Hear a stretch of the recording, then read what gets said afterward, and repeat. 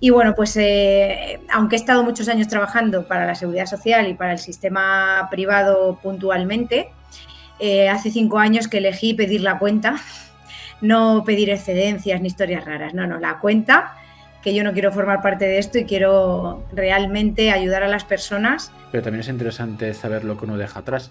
Más o menos un médico de familia con tu especialidad, ¿cuánto puede ganar al mes o al año? Depende de muchos factores, pero vamos, de media está ganando entre 3.000 y 4.000 euros. Entonces, la era industrial nos vendió un mundo de maravilla y nos creó una necesidad que no teníamos viviendo en el campo, nos comparó, fíjate qué vida precaria llevabas y fíjate el cielo en la tierra que te ofrezco, y nos generó esa dependencia. Entonces, es una sensación de con todo lo que hemos tenido que hacer para que tú puedas hacer esto. Entonces, eso es una escasez y unos bloqueos y unas carencias que son de ellos. Si tú las haces propias, pues claro, no te puedes mover del camino marcado, porque estás cumpliendo con tu día a día y con las cosas que tú haces, estás haciendo realidad sus sueños. Los tuyos no son importantes, porque tú estás ahí gracias a ellos, les debes la vida. Entonces, cuando tú compras eso, ese discurso, te conviertes en un esclavo del linaje familiar. Imagínate que cualquiera de esas personas que tú enfermaste con este sistema satánico, imagínate que una de esas personas la tienes delante. ¿Qué le dirías? Pues le pediría perdón, porque lo que yo estoy diciendo no es medicina. Estás deshonrando la medicina. Claro, estoy deshonrando y el hecho de que una persona con un título médico hable de energías, de salud emocional, de salud mental asociada a la física, de que no, la medicina alopática no es la píldora milagrosa o la varita mágica de nada, y que hay muchísimas otras cosas alternativas e incluso mejores, es deshonrar a lo que un médico es y representa. ¿Cuál es el límite del ser humano? ¿Hasta dónde podemos llevar a los seres humanos? Vamos a ¿Hasta hacer dónde pruebas. podemos aguantar? Correcto. Entonces, quienes están manejando los hilos han dicho, a ver hasta dónde aguanta el tema. Y vamos a ir tirando. Cuando han tirado muy deprisa y se les ha visto el plumero o la gente ha dicho por aquí no, han reculado un poquito, pero no significa que hayan renunciado al plan que tienen. Y lo han encauzado de otra manera, o le han puesto otros colorines, o han iniciado otro movimiento, o ahora resulta que está, no sé por qué, protestar por subidas de temperatura está asociado con tener que destrozar el arte. Yo es que sé, no sé, son cosas inconexas.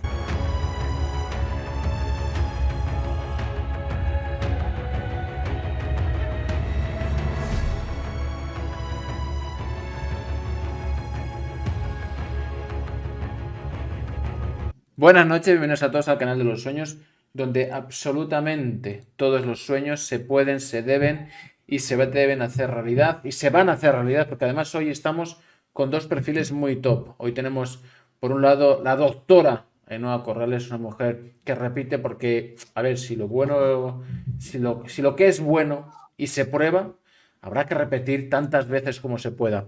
Vivimos en mundos de oscuridad.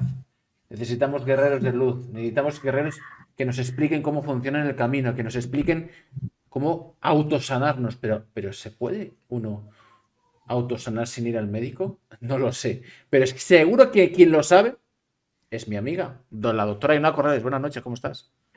Hola, ¿qué tal? Pues encantada de volver por aquí. Una maravilla, un privilegio, muchas gracias. Doctora, para todas las personas nuevas, yo la verdad es que crezco bastante y entonces para muchas personas serás cara conocida. Más o menos por directo, por noche, tengo unas 3.000 personas que lo ven el directo. Entonces, para esas 3.000 personitas que un porcentaje X no te conozca, nos puedes hacer una presentación. Bueno, una presentación, vamos allá. Bueno, pues me llamo Ainhoa Corrales, soy una mujer despierta a esta película, nueva realidad o como lo queramos definir, y pues he destinado una parte de mi tiempo y de mis esfuerzos a formarme como médico, especialista en prevención y atención primaria y en alimentación consciente, estilo de vida saludable en general. Y bueno, pues aunque he estado muchos años trabajando para la Seguridad Social y para el sistema privado puntualmente, hace 5 años que elegí pedir la cuenta, no pedir excedencias ni historias raras, no, la cuenta, que yo no quiero formar parte de esto y quiero realmente ayudar a las personas poniendo el foco en la salud, con lo cual inicié otra formación diferente de la que había recibido para poder acompañar a las personas en ese proceso de sanación real con una visión global. La persona deja de ser su enfermedad, la persona deja de ser un número, que es lo que es para el Sistema Nacional de Salud, y pasa a ser un ser humano que piensa, que siente, que tiene emociones, que tiene energía y que necesita ser escuchado, equilibrado y sanado en todos esos aspectos. Y desde entonces, pues ejerzo la medicina con esa visión holística, esa visión integrativa y sobre todo con esas ganas de ayudar, porque la contribución es mi mayor valor. Y aquí estamos. Lo hemos hablado muchas veces, pero nunca te he preguntado esto de una manera directa. Me gustaría saber cómo fue, si quieres empezar por el momento de decidir, de pedir la cuenta, me gusta eso, y el día en el que pides la cuenta y sales del hospital. Sales del hospital, supongo que se abren las puertas, sales, una mirada hacia atrás y dices, no sé, supongo que un montón de sentimientos encontrados, algunos de liberación, otros de oscuridad, no lo sé, háblanos de ese momento. ¿Cómo es que un doctor con tantos años de experiencia, un eneatipo 1, si no recuerdo Correcto. mal, una persona perfeccionista, que Sí. necesita tenerlo todo controlado, decide, mira, es que todos estos años de formación, toda mi vida dedicada, se acabó, pido la cuenta y adiós, muy buenas. ¿Cómo hace eso un eneatipo 1? Cuéntanos ese proceso y me interesan mucho los detalles, ese momento de salir por la puerta también. Genial, pues sí, es verdad que esto no ha cuadrado que lo hayamos contado nunca. Pues mira, ahora que soy consciente y puedo ponerle palabras o poder conectar las emociones que en su momento viví, te diré que la primera sensación de desconexión, ese primer calambrazo de, uy, estoy aquí un poco incómoda, esto parece ser que no va a cumplir mis expectativas, no van las cosas por donde yo pensaba, fue en tercero de carrera, 21 añitos, ¿eh? Ahí pues tuve un momento de estos de apatía, de pronto desgana, algo que en un eneatipo 1 es impensable, ¿no? Todo bajo control, todo perfecto, apuntes a limpio, la gente me pedía los apuntes, cambiaba de colores, lo hacía todo, bueno, en fin, todo muy eneatipo 1. Y en ese momento pues fue como un contraste, no me apetece ir a la facultad, no quiero saber nada de lo que me están enseñando, no tengo aspiración, ganas, y te hablo que tenía 21 años y tengo 39. No es la apatía de ahora, que como nos han dado todo absolutamente hecho, pues como que nada me satisface ni me llena porque no he tenido yo que ganarme el pan, por decir de alguna manera. No venía de ese momento, ¿no? Era un momento en el que yo me había currado estar ahí y era una cosa que en teoría yo creía que había elegido libremente. Entonces, bueno, ahí empecé con eso, que en aquel momento no supe ponerle nombre, pero era ese primer despertar, esa primera sacudida por la incoherencia que estaba viviendo, pero enseguida pues el eneatipo 1 recondujo la situación y dijo, ¿dónde vas tú? Tú sigue aquí, a piñón, a año por curso y a sacarte todo a la perfección, por supuesto. Total, que bueno, luego ya termino, hago el MIR, escojo la especialidad y ahí ya fue un segundo contraste porque cuando cogí la especialidad yo siempre había hablado pues que quería cirugía, era como cirujano, tal, no sé cuántas, cirugía general, trauma, me atraía ahí un poco y me fui como ya los últimos años de carrera, me fui tirando por no querer encasillarme. Quería como tener una visión global de la persona. Empecé a conectar mucho más con eso. Entonces elegí medicina familiar y comunitaria, atención primaria, médico de familia, es lo mismo, ¿vale? Todos esos nombres son el mismo especialista, que es el primer especialista al que vas cuando necesitas algo. Se ha convertido hoy en día en un auxiliar administrativo más, que deriva a otros especialistas. Mucha gente cree que cuando acabas la carrera todos somos médicos de familia. Los que nos hemos quedado ahí es los que no nos ha apetecido estudiar más. Y entonces cuando van a ti a la consulta te piden que les derives a un especialista porque dan por hecho que tú no eres especialista. Esto es la verdad que es muy sorprendente, ¿no? Entonces, bueno, pues hice 4 años más porque es una especialidad de 4 años y me dediqué pues a tener un poco un concepto global de todo. aunque luego cuando hubiera que profundizar, pues tuviera que derivar.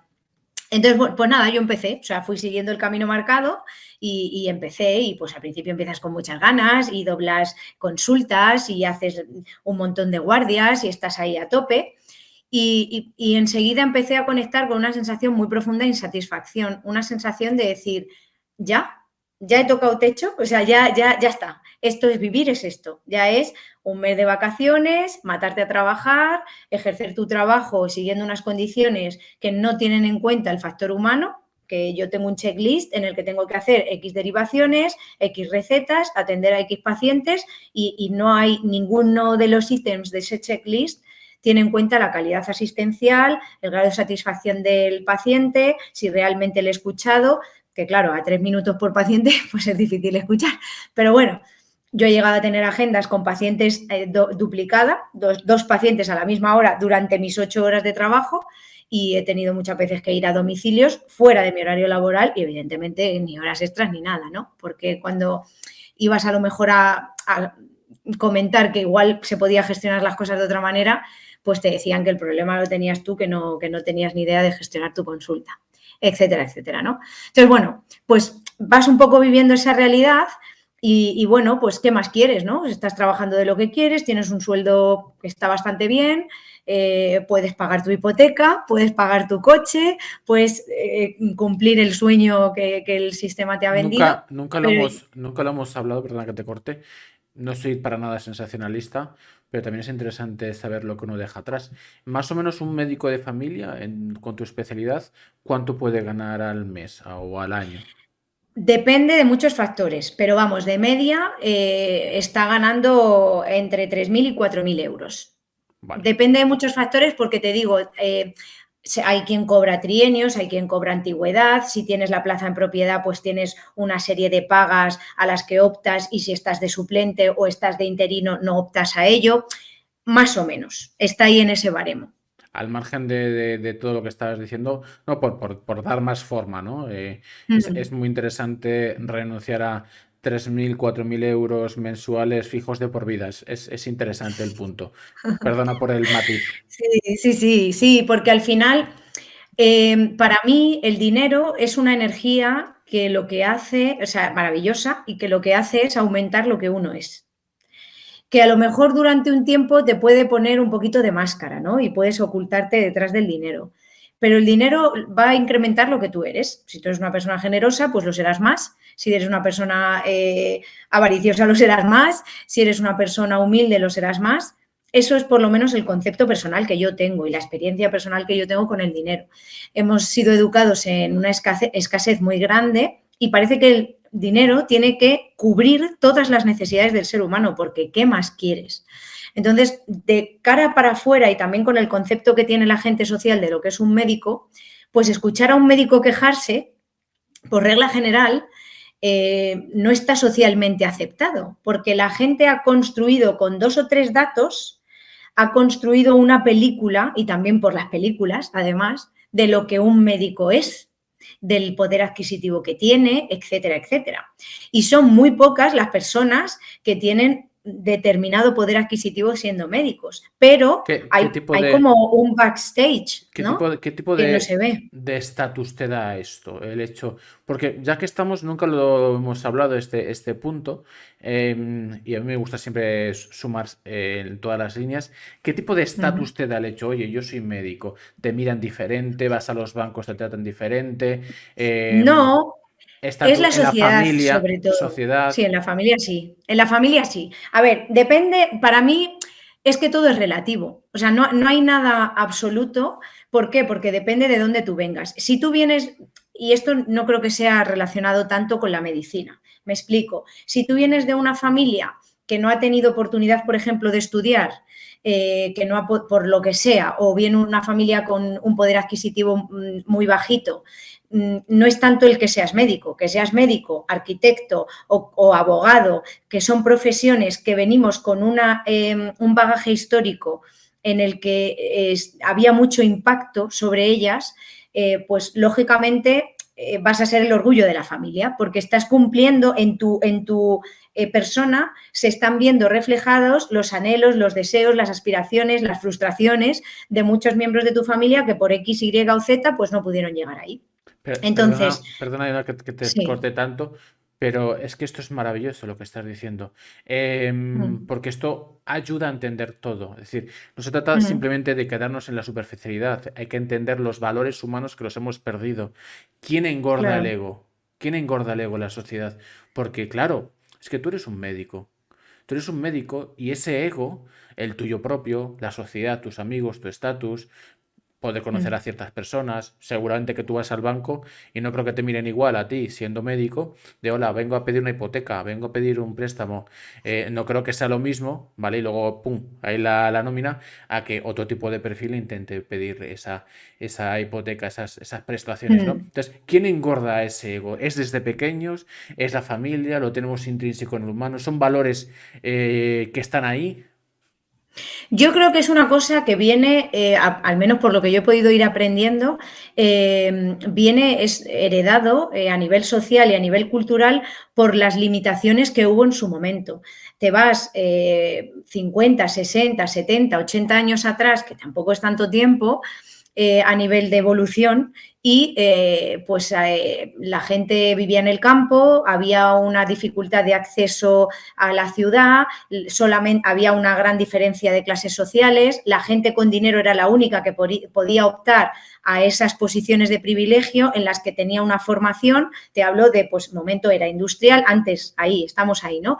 Que pasamos del campo a las ciudades, entonces había una clase social muy diferente. Había gente que no tenía nada, o sea, la clase intermedia surge a raíz de la industrialización cuando te quieres llevar a la gente del campo a la ciudad y no le vas a dar todo, pero le estás enseñando un poquito. Fíjate la de cosas que vas a Ainhoa, ganar y te es, los intentas arrastrar hasta allí. te prometo, no suelo cortar tanto. Es la última vez que te corto, te lo prometo. Pero es que esto es súper interesante, ¿sabes por qué? Porque me estás hablando de hace 100 años o 150 años aproximadamente, y puede ser que la solución de todo sea volver al origen, volver Yo eso antes lo tengo clarísimo. Eso yo lo digo en mi libro y en cada de la entrevista ciudad al siempre surge la campo. oportunidad de decirlo. ¿Qué tal? ¿Cómo estás? ¿Te está gustando la entrevista? Si te está gustando la entrevista, pues pulgar arriba, dale like, que es gratis. Y suscríbete, que en YouTube es absolutamente gratis. Y subo entrevistas prácticamente todas las semanas. Si llegamos a un objetivo potente, subo nueva entrevista. Y si llegamos a un objetivo todavía más potente, a este invitado que estás viendo, le vuelvo a traer a este canal. Venga, suscríbete y dale like y te dejo con la entrevista. Disfruta de los contenidos que son absolutamente en YouTube gratis, con un solo objetivo, que es vibrar alto y despertar. ¿Estás dormido o estás despierto? Lo comprobaremos. Hay que volver al origen. La vuelta al origen es una vuelta a casa, como un eufemismo, cuando uno quiere hacer un recorrido interior, a conectar, a reconectar, bueno, a recordar más bien, porque uno nunca ha estado desconectado, lo que pasa que pues, nos han distraído, ¿no?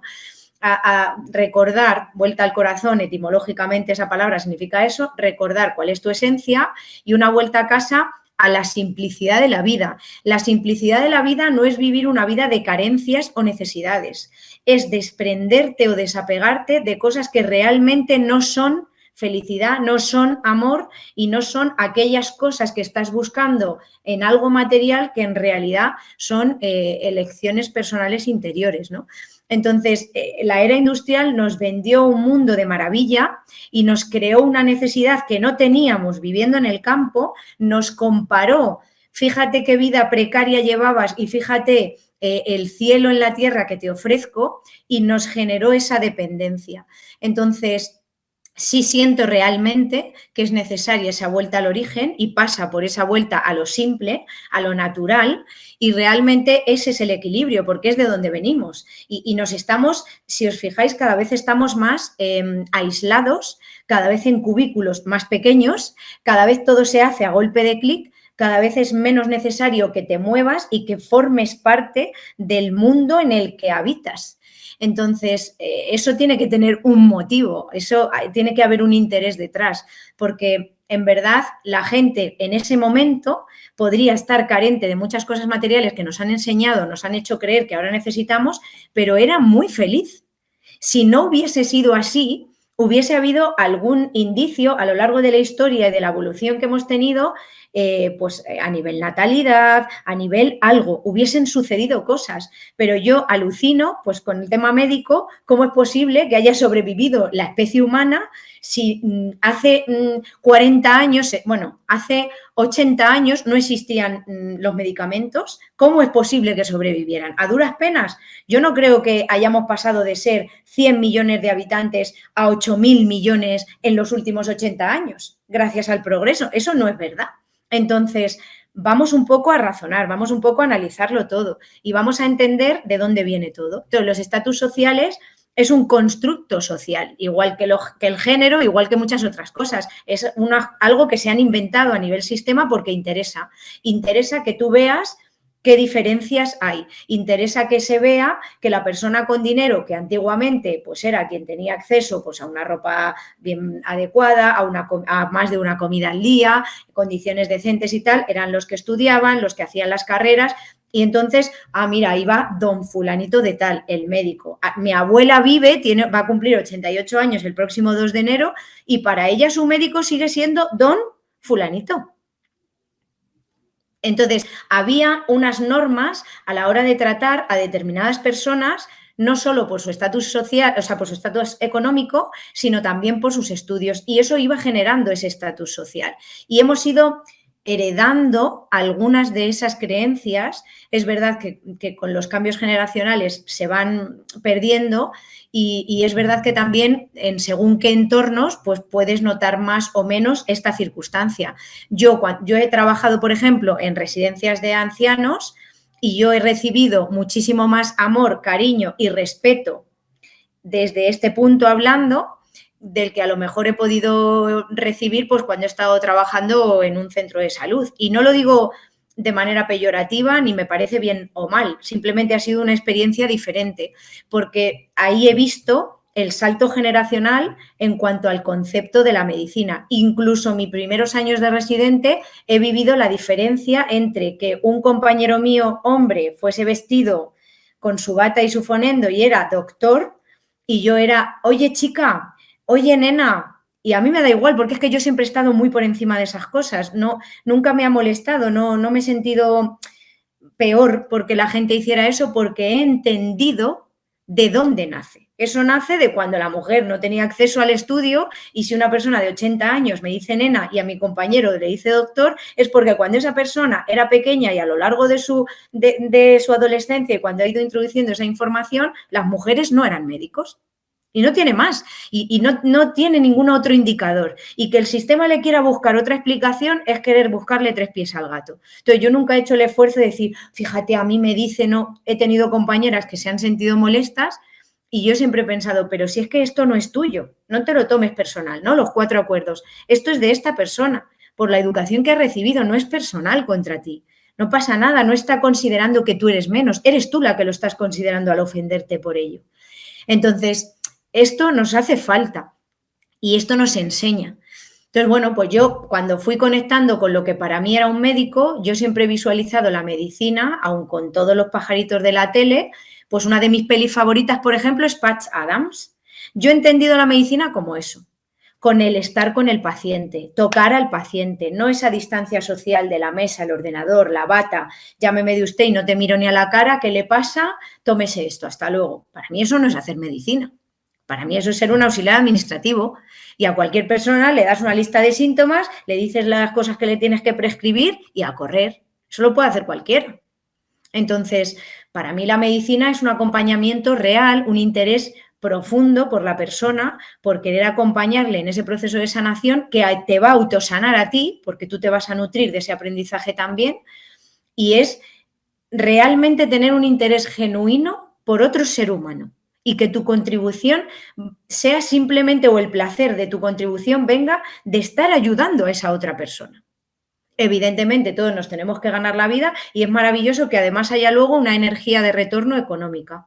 Pero yo pasé de 3.000 a 0 porque yo no dejé mi trabajo teniendo otro.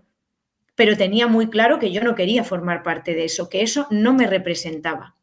Y cada vez fue más intenso porque empecé a somatizar físicamente el rechazo emocional al que no quería escuchar.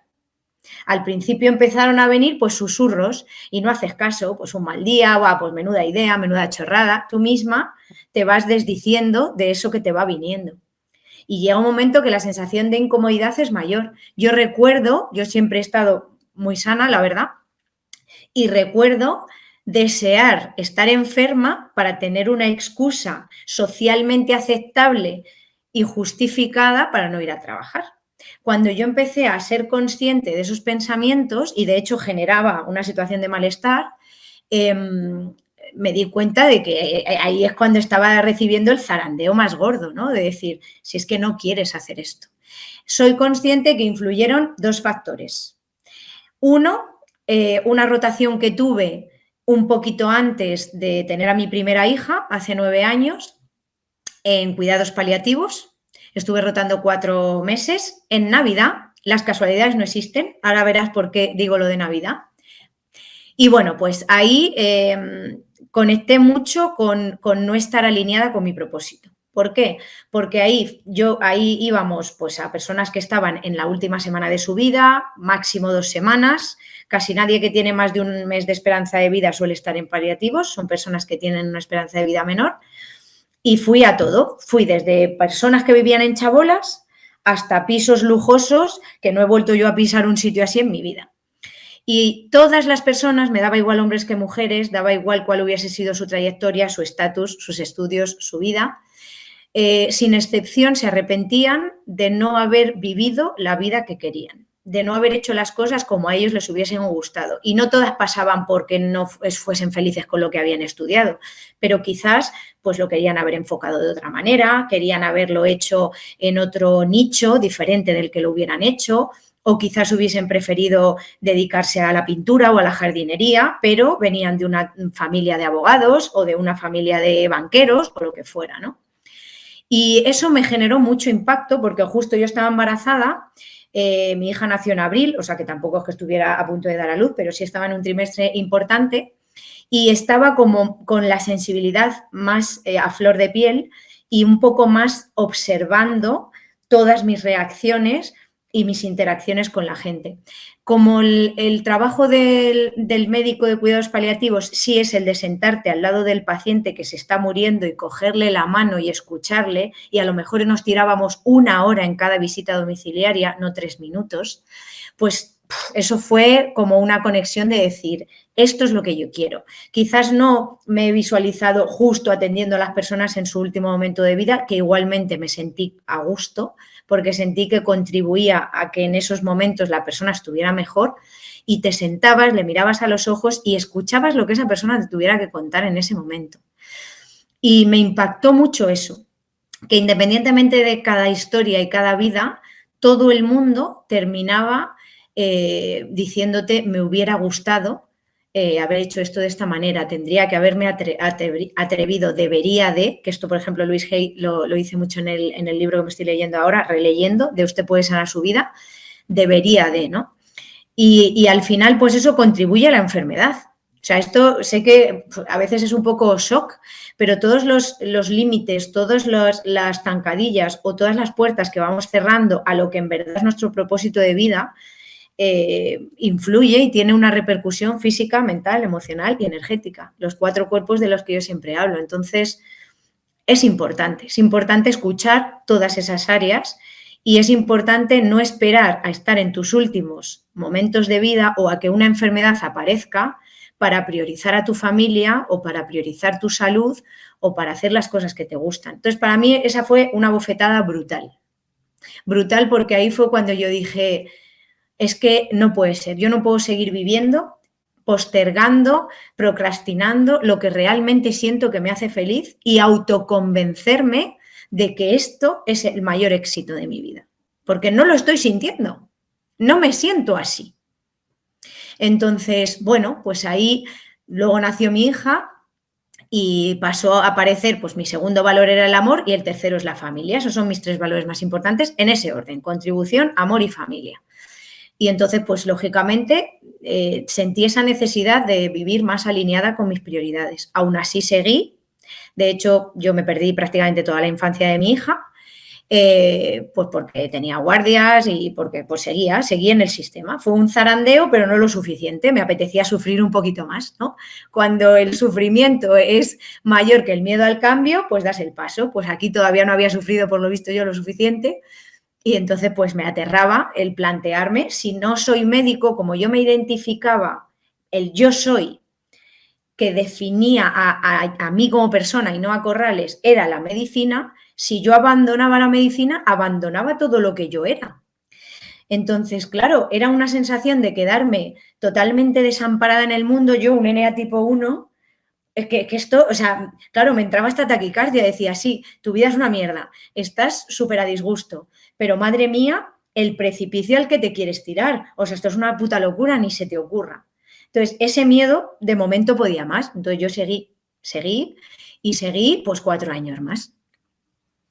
Y ya ahí no, ahí ya sí que no.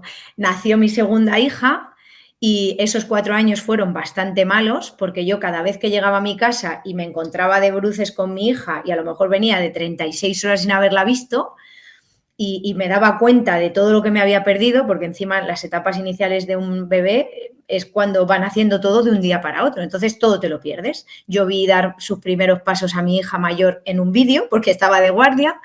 Las primeras veces de todo yo no las viví. Las tengo en un vídeo grabadas, pero yo no las viví. Entonces eso fue generando un impacto emocional cada vez más grande. Y bueno, pues ya mi segunda hija cuando nació fue como... ¿Qué tipo de impacto emocional? ¿Es tristeza? ¿Es angustia? ¿Es cabreo? ¿Es decepción? ¿Es el sistema me ha hecho así? ¿Es no puedo salir de aquí? No, la verdad es que nunca me he identificado mucho con el victimismo. No, para mí, como buen eneatipo 1, un eneatipo 1 cuando está muy descentrado, está asqueado de la gente y de la vida, pero luego llega el momento de la autocrítica. Es verdad que descentrado vas al eneatipo 4 de melancolía de nadie me entiende. Yo nunca llegué a conectar tanto con, Dios mío, ¿por qué me merezco esto? ¿Por qué me pasa esto a mí? Es que el sistema me ha engañado. Yo nunca he llevado ese discurso, he sido plenamente consciente de que esto lo había elegido yo, pero sí que es cierto que con lo que yo me un poco fustigaba era qué más necesitas que te pase para dar el paso y soltar esta mierda. ¿Qué más necesitas? ¿A qué tienes miedo? O sea, eres una persona mucho más valiosa de lo que crees. Y eso lo tenían en algunos momentos, pero luego el subconsciente enseguida cogía las riendas y decía, ¿qué vas a hacer? Si es que si no eres médico, ¿qué otra cosa puedes aportar tú al mundo? Si tú no vales nada, si no tienes ningún talento ni ninguna habilidad. Y encima has traído al mundo a una hija y no te estás encargando de ella. Entonces, ¡guau! Era ahí como un martirio. Y era más por ahí, era más rabia y decepción hacia mí misma. Al principio era una rabia y una decepción por no aceptar la vida que estaba llevando, por no sentirme bien. O sea, me sentía mal por sentirme mal. No sé si se entiende, ¿no?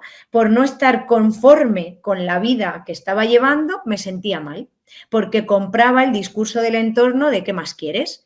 Joder, ¿has podido estudiar? Yo no pude, ¿no? Este es el típico, pues cuando hablaba con mis padres. ¿Qué más quieres? ¿Qué te pasa? ¿Has podido estudiar? Algo que yo no pude. Eres una privilegiada. Entonces, claro, todas esas frases, si tú te las crees, te sientes culpable porque vives permanentemente en deuda con algo que nunca vas a poder saldar, porque nunca voy a poder saldar la deuda de que mis padres no hayan podido estudiar. Es que es imposible. Entonces, si yo me pongo esa mochila encima, voy a estar encorvado y cada vez más sepultado durante toda mi vida. Cada año que pase será un año más que he hecho a la mochila en la que yo he estudiado y ellos no, porque no puedo echar el tiempo atrás. Entonces, es una sensación de con todo lo que hemos tenido que hacer para que tú puedas hacer esto. Entonces, eso es una escasez y unos bloqueos y unas carencias que son de ellos. Si tú las haces propias, pues claro, no te puedes mover del camino marcado, porque estás cumpliendo con con tu día a día y con las cosas que tú haces, estás haciendo realidad sus sueños. Los tuyos no son importantes, porque tú estás ahí gracias a ellos, les debes la vida. Entonces, cuando tú compras eso, ese discurso, te conviertes en un esclavo del linaje familiar. Esclavo del linaje familiar. Y no familiar. puedes salir de ahí. ¿Esclavo del linaje familiar o esclavo de la sociedad? Por un lado, del linaje familiar, porque la sociedad será como sea, pero en este discurso tú estás intentando satisfacer las carencias de tu familia.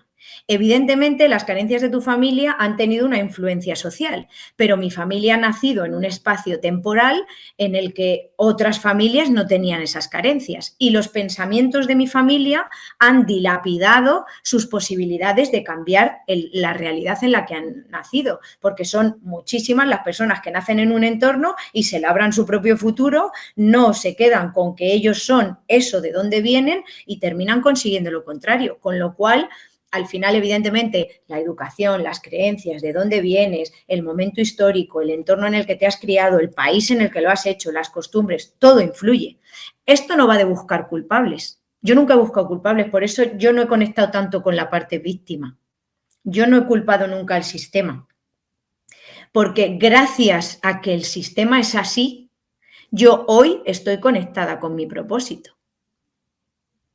Entonces, yo no culpo al sistema, yo no me siento una víctima del sistema. Ahora bien, sí les considero responsables de lo que han hecho y de lo que siguen haciendo y pretenden seguir haciendo. Eso sí, con responsabilidad vamos a hablar todo lo que quieras. Culpables no. La culpa busca el castigo, hay un sometimiento y por mucho que haya habido una educación religiosa, no todo el mundo ha seguido a pies juntillas la religión, me da igual el año del que hablemos, aunque haya habido una mayoría.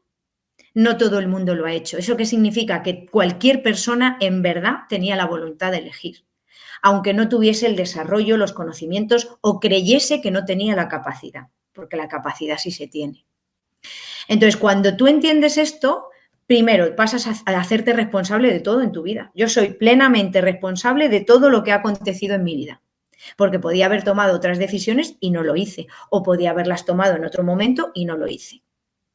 Y eso no lo hago para sentirme mal, lo hago para ahora ser consciente de cuánto de valioso es cada paso que doy en otra dirección diferente.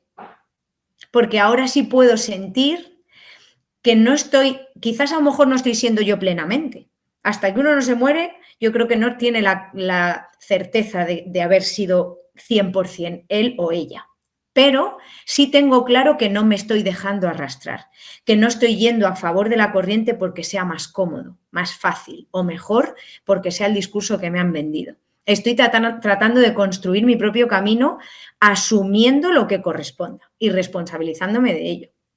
Cuando yo decido que me voy, lo decido, es una decisión personal, lo pongo en conocimiento de mi marido, evidentemente. Mi marido me dice, si tú sientes que esto es lo que tienes que hacer, nos apañaremos y ya veremos lo que hacemos. En mi casa, si divides los dos sueldos en 4 partes, 3/4 partes era mi sueldo. ¿Vale? Y ya teníamos 2 niñas. Y la hipoteca y un montón de cosas. Pero es que si las circunstancias externas determinan lo que tú haces o eres, siempre serás víctima, y ahí sí que uso esa palabra, de esas circunstancias. Por matizar lo que estás diciendo, porque ponemos muchas excusas. Es decir, cada vez que Todas. intentamos poner, y ahora lo matizaré con preguntas, he estado 15 minutos sin interrumpirte, ¿eh? Muy bien, muy bien. Te estás explayado, pero bueno, yo voy a intentar, a ser posible, bailar todo lo que pueda con la censura, porque esta entrevista yo creo que está siendo oro, lo que estás diciendo, y voy a intentar subir a YouTube. Entonces, ponemos excusas. Ya tengo 3 preguntas memorizadas que hacerte. Voy con la primera y creo que la puedes seguir desarrollando en el camino que estabas trazando. Hemos vivido un circo. Hemos vivido un funeral. Seguimos viviendo un funeral. Literal y metafórico. De personas que fallecen, de valores, de derechos, de libertades, nos estamos deshumanizando. Y muchas veces la excusa en tu sector, porque tengo muchos médicos, auxiliar de enfermería, enfermeros, etc., que me dicen, sigue con lo que estás haciendo, pero no podemos hablar. No podemos decir lo que está ocurriendo dentro. ¿Por qué? Nos echan. ¿Por qué? Perdemos la plaza. ¿Por qué? Y ahí voy. Porque tenemos que pagar facturas. Tú decidiste abandonar tu plaza con 2 hijas. Y no te digo con una mano delante y otra atrás, pero lo acabas de explicar, de 4 partes, 3 partes. Es decir, era sobrevivir y gracias, lo que estás diciendo. Con lo cual, cuando se rompen los derechos, las libertades, cuando estamos viviendo un funeral día a día en este mundo, la excusa no puede ser es que tengo que pagar facturas. Porque entonces estás acudiendo al plan malévolo, maléfico de estas élites. Y es la inflación, el IPC, los estratos sociales, diferencias sociales que tienen que decir qué puedes hacer y qué no puedes hacer para que no tengas otra opción que agachar la cabeza. Pero tú, por lo que sea, lo estás desarrollando, dijiste no. Perdona que te dé este matiz, pero es importante porque a veces para ser nosotros mismos, para luchar por nuestra felicidad, para desarrollar nuestro camino, nuestros dones, nuestros talentos, nos buscamos excusas. Excusas como es que tengo que pagar facturas. Eso es un insulto. Claro, al final, totalmente, pero al final es un autoengaño que la propia persona va a tener que pagar, porque todos llegamos al momento de tener que rendir cuentas, antes o después, siempre, siempre. O sea, el universo te va a poner siempre, siempre ese face to face, sea en el momento que sea, aunque sea en el último momento de vida. Por eso he comentado antes la primera conexión o el primer zarandeo grande cuando yo roté en paliativos, antes o después te va a poner face to face con la realidad verdadera. La verdadera, y con todo lo que has estado tratando de tapar, de paliar, de excusar, de esquivar, y vas a tener que enfrentarte a ello. Esto es así, ¿no? Entonces, claro que se puede. O sea, querer es poder.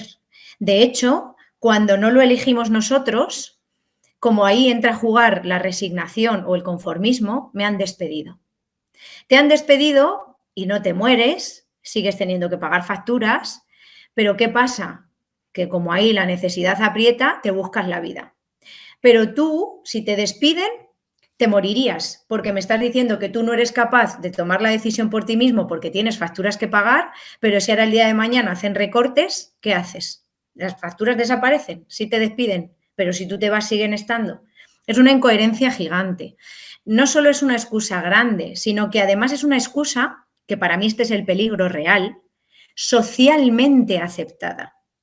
Igual que la enfermedad. La enfermedad es una excusa socialmente aceptada para que la gente no se responsabilice de lo que le corresponde, en ningún aspecto.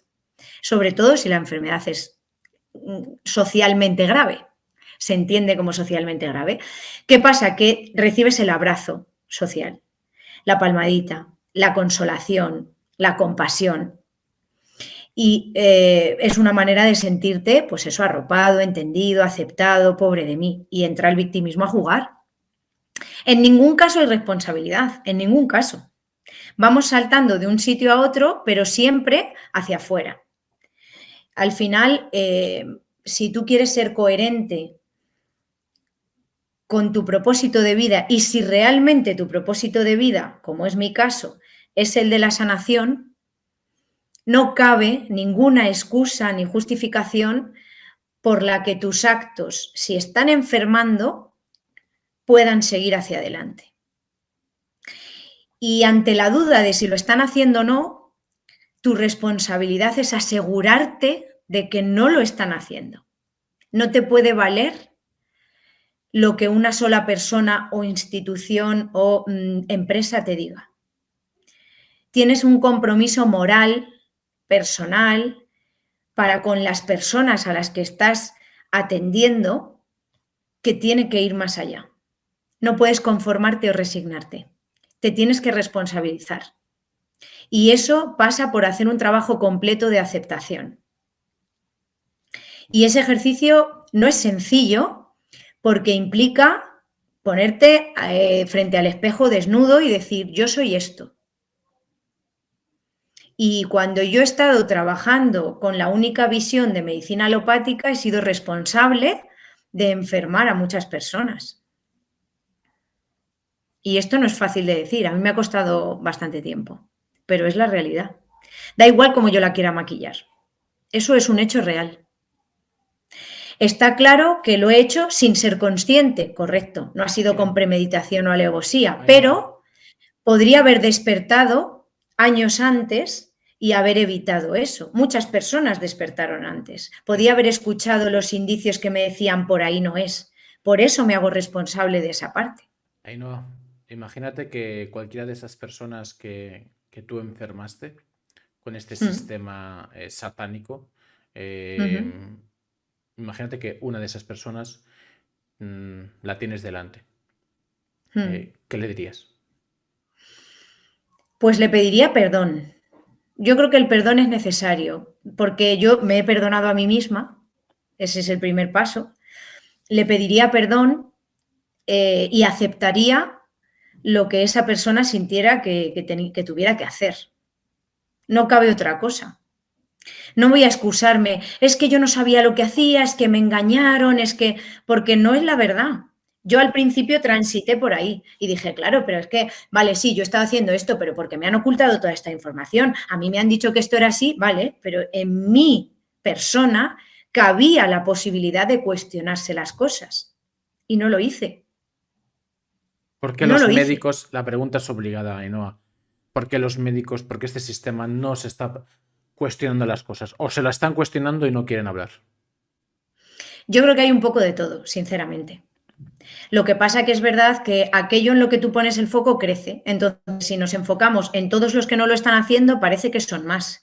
Pero yo sí tengo la sensación de que mucha gente lo está haciendo. Sí, vivo en las personas con las que tengo contacto, ya no estoy lógicamente en esa atmósfera hace 5 años, pero las personas con las que estoy en contacto sí vivo con esa sensación de hartazgo, de estar desencantados, de estar desconectados, de ya no cuadrarle cosas. Es verdad que tienen muchos bloqueos y hay muchas otras que las rechazan de pleno, pero digamos que la que estaban dando por veraz e irrefutable ya empiezan a cogerla con pinzas, ya usan mucho las comillas, ya se mantienen muy al margen. Se están convirtiendo muchos de ellos en personas autómatas totales porque no quieren conectar con la parte de raciocinio personal y de crítica y juicio personal y hacer una investigación y emitir una opinión personal, no quieren llegar hasta ahí, pero no quieren tampoco salir defendiendo a pies juntillas la versión oficial. Entonces, han decidido muchos quedarse un poco en una tierra de nadie donde soy un autómata. Voy, hago mi trabajo, recibo el dinero e intento evadirme de todo eso con lo que el dinero me permite hacer. Y quienes todavía no han sufrido lo suficiente seguirán en ese proceso automatizado. Y quienes hay gente que sí que realmente se crea a pies juntillas todo y vamos, lo defiende a capa y espada. A mí me han llegado a decir algunas personas con las que yo he trabajado por compartir cosas en redes que renuncia a mi título. ¿Por qué? Porque lo que yo estoy diciendo no es medicina. Estás deshonrando la medicina. Claro, estoy deshonrando y el hecho de que una persona con un título médico hable de energías, de salud emocional, de salud mental asociada a la física, de que no, la medicina alopática no es la píldora milagrosa o la varita mágica de nada y que hay muchísimas otras cosas alternativas e incluso mejores, es deshonrar a lo que un médico es y representa. Pues vamos a volver a jugar a ese juego. Tienes delante a un médico que te dice que eres una deshonra. Intenta que no me cierren el canal. Eres una deshonra para la medicina. ¿Qué le dirías con educación? Que respeto su opinión y no la comparto. Ya está, si es que no hace falta entrar en más. Entiendo por qué piensa así, porque yo he estado ahí. Es que yo he estado ahí, lo comprendo. Cuando te tragas el paquete completo, todo lo demás te parece, pues eso, chamanismo, brujería, personas locas que están generando un gran daño porque están generando una inestabilidad en una institución impertérrita que le ha costado un montón de tiempo estar ahí afianzada y lo vives como una amenaza, porque en verdad estás viviendo con miedo, tienes miedo a perder algo. ¿Por qué? Porque te identificas con eso. Entonces, si en la definición de médico cambia, ahora me tengo que plantear quién soy yo. Y hasta ahora yo no había tenido que hacerme esa pregunta. Entonces, no vengas aquí a remover nada, que yo vivo muy bien como zombie en el mundo. Entonces, yo lo entiendo porque he estado ahí. Entonces, entendería que esa persona, desde su visión, me vea de esa manera, porque yo he estado en esa visión y he visto a los que hacían esas cosas de la misma manera, pero no lo haría personal. Yo es que, para mí, el libro de los 4 acuerdos del doctor Miguel Ruiz fue un impacto muy grande y fue, digamos, para mí un salto, no voy a decir cuántico, pero casi, en mi crecimiento personal y en mi autoconocimiento. Y yo esos 4 acuerdos los llevo a rajatabla, trato de llevarlo a rajatabla. A veces, tampoco penséis que soy aquí un Jedi de la espiritualidad, hay veces que no lo consigo y que fracaso y que todavía pues sigo teniendo algunas maneras de pensar pues más que me regresan, ¿no? Me retrotraen a quien yo era, pero enseguida reconduzco y ya está, y no pasa nada. Pero sí que es verdad que he estado en ese punto, entonces yo no le puedo reprochar nada a nadie, yo no voy a entrar en una lucha de nada, si no deja de ser una opinión, de ahí que no comprenda el miedo al debate y a la crítica. El miedo al debate y a la crítica existen ahora mismo y hay tanta censura porque no interesa libre pensadores, no interesan, porque van a ofrecer múltiples maneras de vivir. Y cuando se está trabajando para construir una única manera, no interesa.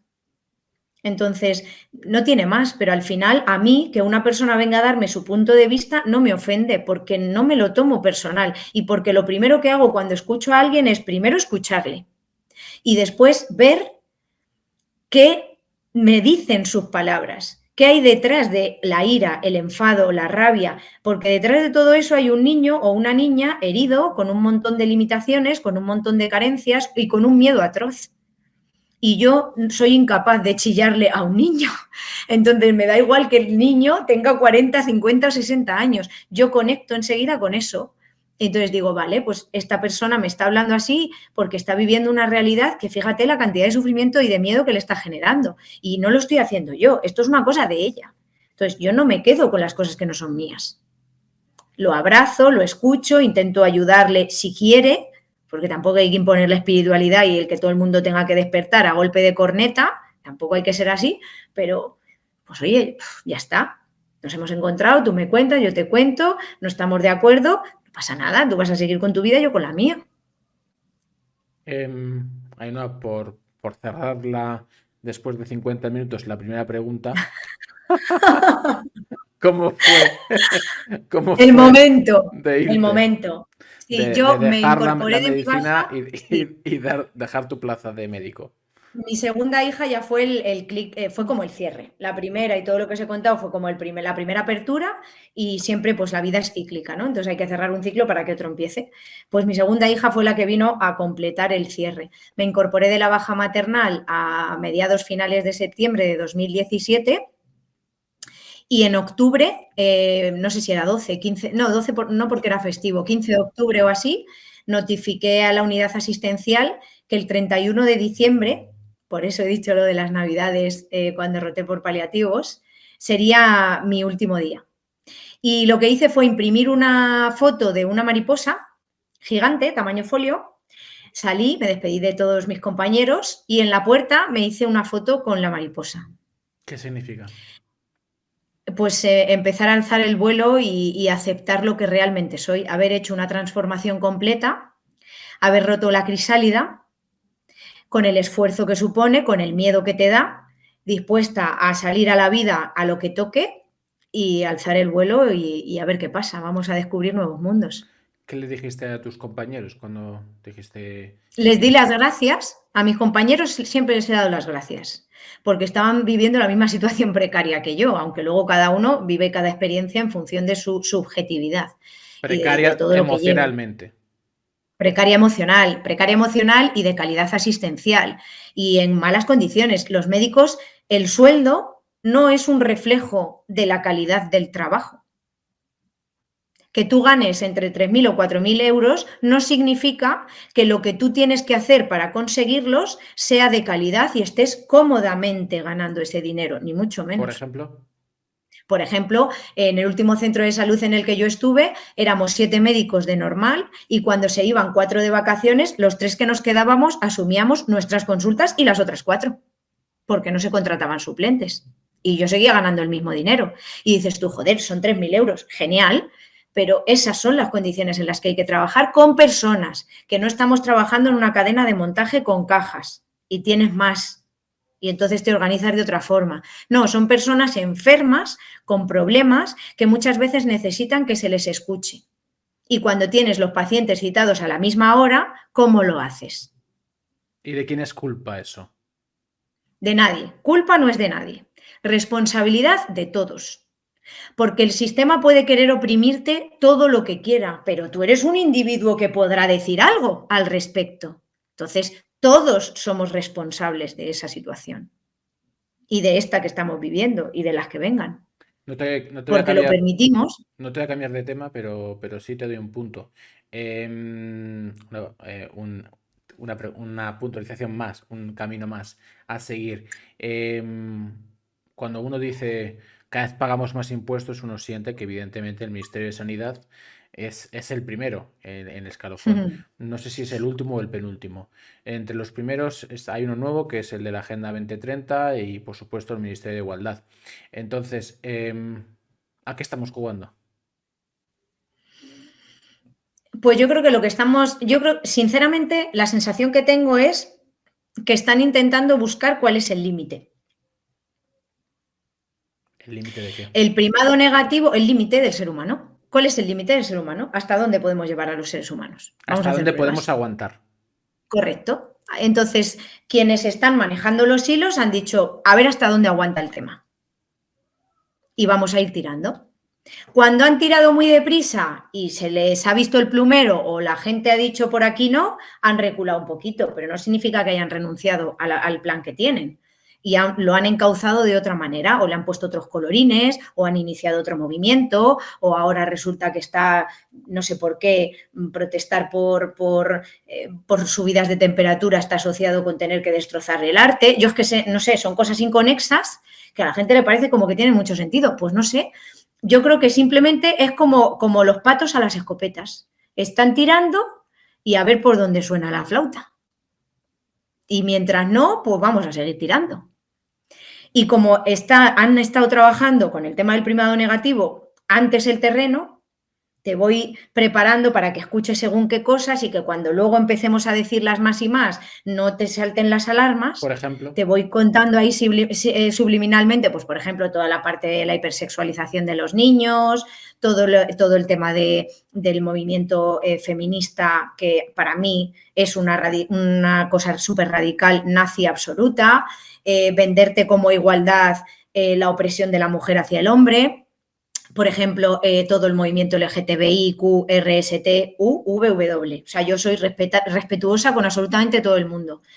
Pero ¿en qué momento los gustos sexuales de una persona se convierten en un movimiento y un estandarte por el que se está matando la gente? O sea, de verdad, no lo entiendo. Y además es que no hace falta. Sobre todo para mí, el mayor primado negativo es que no hace falta. No hace falta. Está todo bien. No hace falta encorsetarse y etiquetarse con un grupo. No hace falta negar, estar a favor o en contra. No hace falta tomar partido. No hace falta. Solo hay que respetar. Es que es tan simple. Solo hay que respetar. No lo tienes que entender. No te tiene que parecer bien ni mal. No tienes que emitir un juicio. No hace falta. Solo hay que respetarlo. Y los niños, de manera natural, cuando se les deja, lo respetan todo. Un niño nunca excluye a otro por nada, si lo haces porque se lo ha enseñado un adulto. O lo ha visto en algún sitio, en unos dibujos para niños o lo que sea. Si no, de manera natural, cuando nacemos somos inocencia, ausencia de información.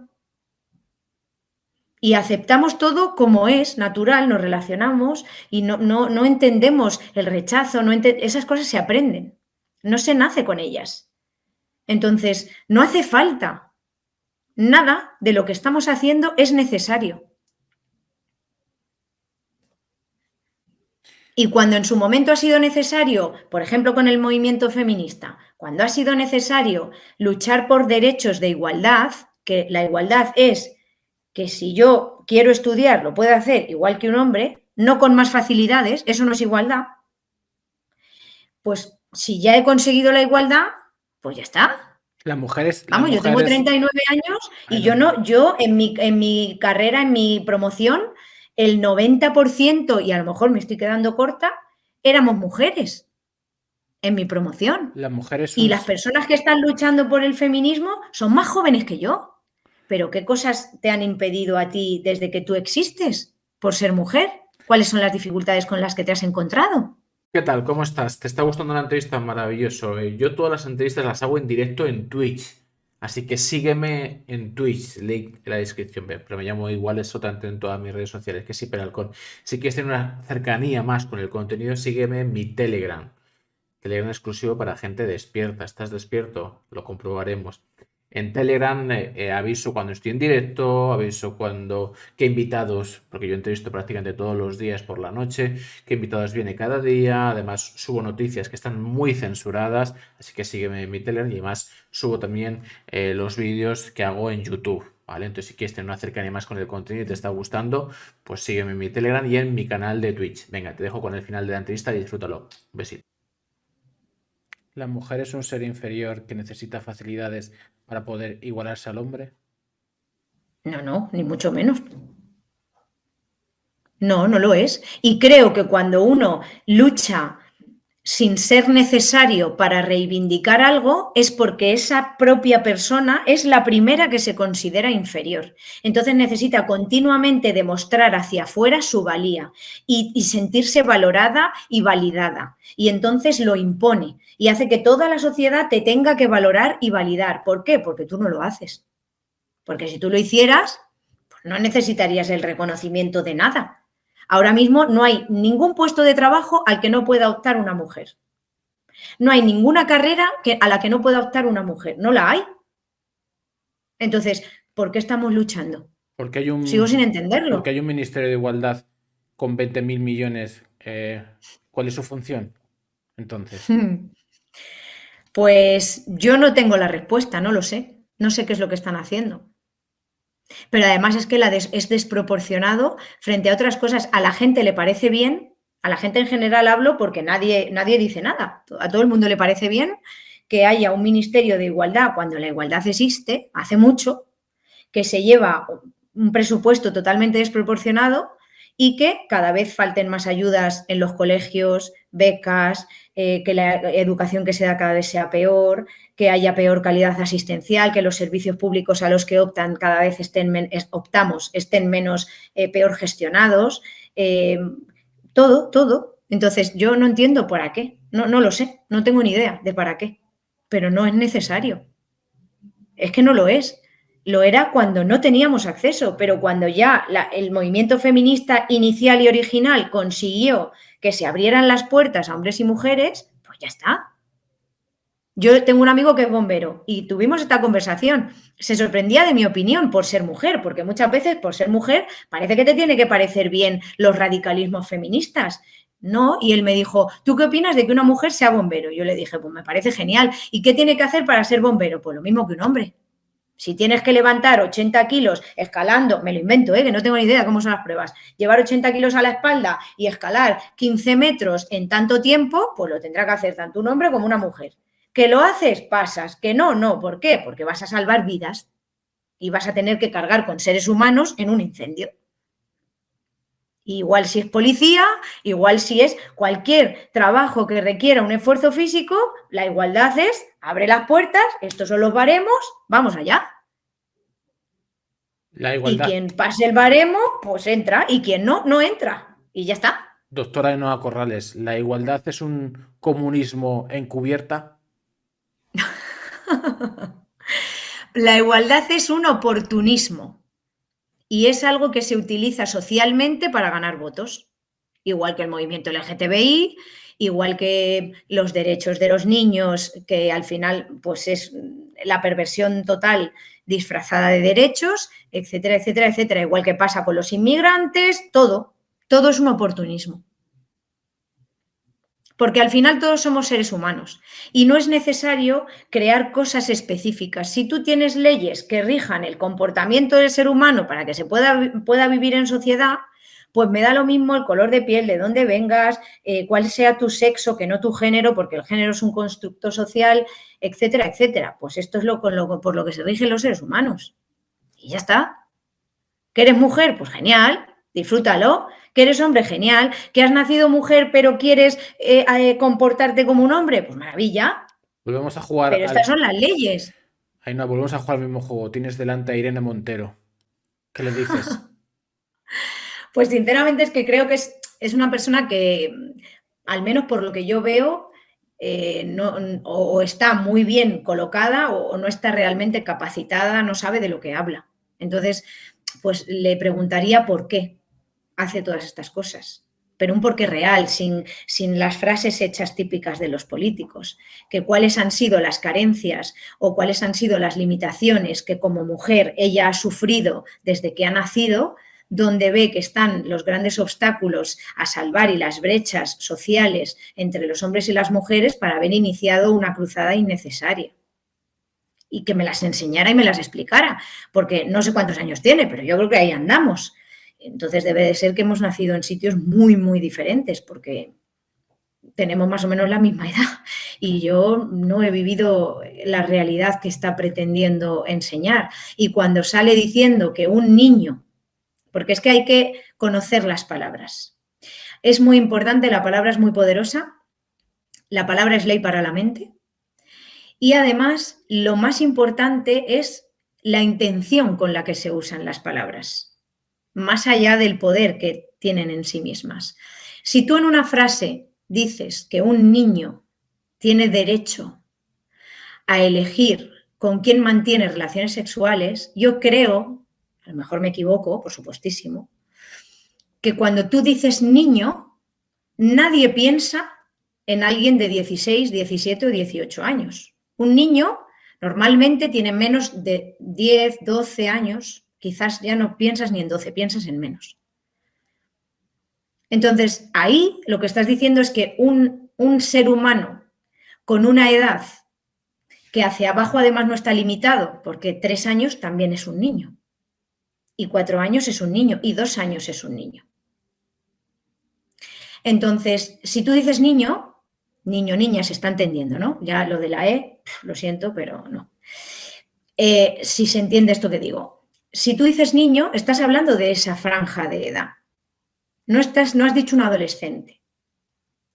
Y estás diciendo que tiene derecho a mantener relaciones sexuales con su consentimiento, cuando no son capaces de saber qué quieren para cenar, porque no tienen el desarrollo cerebral todavía biológicamente suficiente para comprender eso. Lo que estás diciendo es que es legal que un adulto persuada a un niño para hacerle creer que quiere hacer lo que el adulto le ha enseñado que puede hacer. Yo lo entiendo así. ¿Hace falta enseñar a los niños en las escuelas a masturbarse? Mira, he visto justo un vídeo de eso que lo he compartido en Instagram 2 minutos antes de que me pasase el enlace para que entrásemos. ¿Ha hecho falta hasta ahora? ¿La humanidad está en peligro? ¿No hemos sabido relacionarnos sexualmente a nivel individual y a nivel colectivo y por tanto necesitamos reeducar a la población porque está siendo un desastre absoluto? No, no ha hecho falta. Y por no haber recibido esa educación hemos atacado los derechos del niño. No. Cuando tú estás preparado para explorar esa parte, tienes a tu alcance, porque lo tienes, porque lo he tenido yo, todas las herramientas que necesitas. ¿Por qué es importante que se acceda antes? ¿Cuál es el beneficio? ¿Cuáles son los estudios demostrados al respecto del trauma que supone no facilitar ese acceso a niños de 6 años y el beneficio que supone sí hacerlo? ¿Dónde está lo que demuestra que eso es así? ¿Y cuáles son las secuelas de no haber tenido el acceso hasta ese momento? ¿Cómo somos? ¿Qué nos pasa? No sé. Yo no veo nada. Puede ser que los niños desde hace poco se hayan equivocado de cuerpo y se tengan que cambiar de género. Pues no, nadie nace en el cuerpo equivocado. Y ningún niño se cuestiona nada. El adulto es el que le explica lo que significa. Los niños son inocentes. La inocencia es ausencia de información. Son hojas en blanco que el adulto, con sus experiencias y sus aprendizajes, y la sociedad, el adulto como sociedad, sistema, televisión, todo, ¿vale?, va escribiendo sobre esa hoja en blanco. Y hasta los 7 años aproximadamente, el niño no tiene capacidad de raciocinio personal, no puede discernir si algo me cuadra, no me cuadra, uy, estoy un poquito suspicaz a este tema, es que no tienen esa capacidad. No la tienen, pero ningún ser humano. Es que esto es una cosa de desarrollo biológico embrionario y de crecimiento y desarrollo del ser humano como especie. No está capacitado. Entonces, si no está capacitado, cualquier niño que a partir de antes de esa edad, o incluso en esa, porque los 7 años es un poco una referencia, tampoco que nadie sea súper literal, depende luego de cada uno, el desarrollo que lleve. Si empieza a cuestionarse esas cosas con determinadas palabras y con una información muy dirigida, no es de cosecha propia, porque no nacemos con ningún tipo de información. Es porque se le ha introducido o dirigido o se le ha explicado, que es que te gusta jugar con muñecas y ¿no será que sientes que te gustaría ser una niña? Y a eso se le llama iatrogenia psicológica. ¿Qué es la iatrogenia psicológica? Iatrogenia psicológica es enfermar, en este caso psicológicamente, a una persona por la acción que tú haces sobre ella, con el conocimiento que tú tienes y el otro no. La iatrogenia en medicina es que yo sé que esto te va a hacer daño y aún así te lo doy. Así de fácil. Eso es la iatrogenia médica. La iatrogenia psicológica es lo mismo aplicada a la psicología. Sé que dirigir tu pensamiento, utilizar estas palabras y hacer que esto que tú estás sintiendo, correlacionarlo con esto otro, va a generar en ti esto, esta actitud, estos actos. Y entonces te lo digo. La iatrogenia psicológica es lo que pasó cuando se narró en la radio la Guerra de los Mundos. Tal cual, o sea que, y fíjate hasta dónde me estoy yendo. Y es una cosa que existe hace muchísimo tiempo. Cuando yo pongo 24/7 como si de un campo de concentración se tratase, determinadas noticias, cambies al canal que cambies, que además tenemos un abanico gigante, porque somos súper abundantes, y pongas lo que pongas, la noticia es la misma, con las mismas palabras, las mismas expresiones, eso es iatrogenia psicológica. Porque tú estás introduciendo una idea que infecta la mente a propósito y de una manera controlada.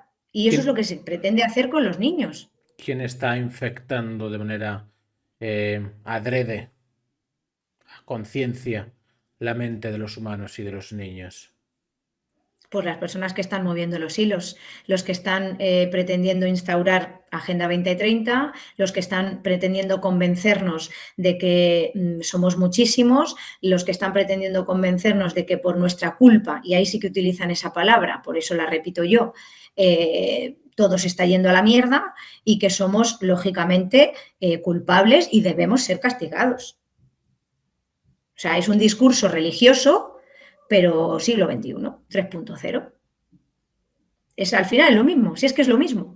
Lo que en su momento se hacía con brujas, con tal, pues ahora se está haciendo con el que se revela, con el que dice, mira, esto no me cuadra, pues igual, pero al final es lo mismo, modernizado, con otro lenguaje para que sea socialmente aceptado, primado negativo y ya está. Entonces es ese sistema. Ese sistema y quienes están participando de él son responsables. Yo no uso culpable, pero sí que el sistema utiliza esa palabra porque la culpa busca el castigo y el castigo siempre implica sometimiento. ¿No? Esa imagen, por mi culpa, pues eso lo tenemos muy arraigado todavía. Entonces funciona. Volvemos al camino principal, doctora. Hablamos de la ciudad al campo, del campo a la ciudad. El primer germen de esta nueva era que se ha instaurado es la televisión. Bueno, antes de que estuviera la televisión estaba la radio, que también era un medio de comunicación muy utilizado. De hecho, insisto, yo no soy tan mayor, tengo 39 años. En mi casa había una sola tele, eso de que hubiera tele en la cocina cuando yo era pequeña, ¿no? Porque el momento de la comida era el momento de compartir con tu familia, cómo te había ido el día, qué tal te encuentras, cómo te sientes, de darnos a conocer unos a otros. Pero sí recuerdo nada más levantarme, mi madre ya que estaba despierta sí tenía de fondo, y lo sigue haciendo, ¿eh? Yo sigo yendo a casa de mi madre y sigue haciendo lo mismo, la radio de fondo. Y entonces la radio pues no deja de ser ahí también una especie de Pepito Grillo.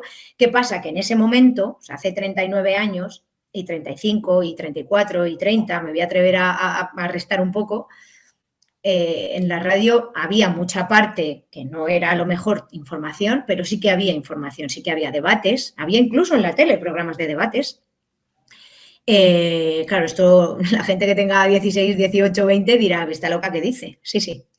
Y había distintos puntos de vista y te contaban las noticias con enfoques diferentes y te decían cosas diferentes, en unas salían unas cosas, en otras otras, y entonces pues podías establecer una conversación, un debate, decir, pues esto no me cuadra, pues yo me fío más de esto, pues de lo otro. Había un rigor periodístico, había determinadas figuras del periodismo que generaban pues más confianza o pues que como eran críticos con las versiones que se lanzaban desde el sistema, pues decías, jolín, pues mira, se está cuestionando esto, lo está haciendo con este pensamiento, me cuadra, voy en esa misma línea, me vibra, y existía esa parte. Pero ya en ese momento había control. O sea, quien piense que esto es una cosa de hace 10 años, no, lleva más tiempo. Ya había control, lo que pasa que era un poco más pues en pañales, estaba más en pañales. Entonces, bueno, pues todavía había más vías de escape.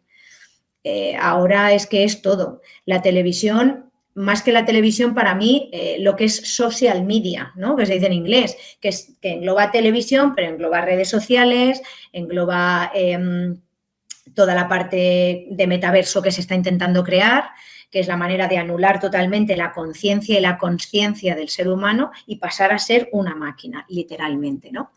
Etcétera, etcétera. Entonces, para mí es un constructo de todo. Empezó por la radio un poquito, la tele, pues cuando abrió las puertas, vio que se tenía mucho enganche, que la gente se enganchaba mucho más y que la paralizabas, y entonces eso, ¡pum!, dio una idea. Dijo, ostras, que puedo sentar a una persona delante de un aparato y dejarla ahí, y que renuncie a hacer otras cosas que son vitales para el ser humano por estar delante de un aparato. Y eso fue como un acelerón.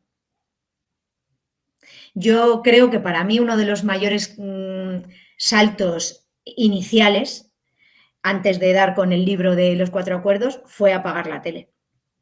Fue muy seguido. Yo decidí decir adiós, apagué la tele, hice un detox un poco de todo, tuve que vivir mis noches oscuras del alma, mis turbulencias, pues lidiar con la sensación de escasez, de has arruinado tu vida, tuve que arrastrarme por ahí, tuve que transitar por todo eso, hasta que vi la luz y dije, escúchame una cosa, que es que esto no es así, vamos a hacer las cosas de otra manera. Esto ya lo tengo, lo malo ya lo tengo, vale, y si hay algo bueno en esto, voy a intentar buscarlo, ¿no? Entonces cambié el foco. Pero una de las mejores cosas que yo hice fue apagar la tele. Y yo llevo pues casi 5 años ya sin ver la televisión, me refiero a la televisión, la basura que echan en la televisión. Yo puedo elegir un día, entrar en Matrix y ver una serie pastelada, o es verdad que durante mucho tiempo me gustaban las series de acción, en tipo 1 también tiene mucho, yo tengo mucha energía masculina, como ya he equilibrado mucho esa parte, me aburre.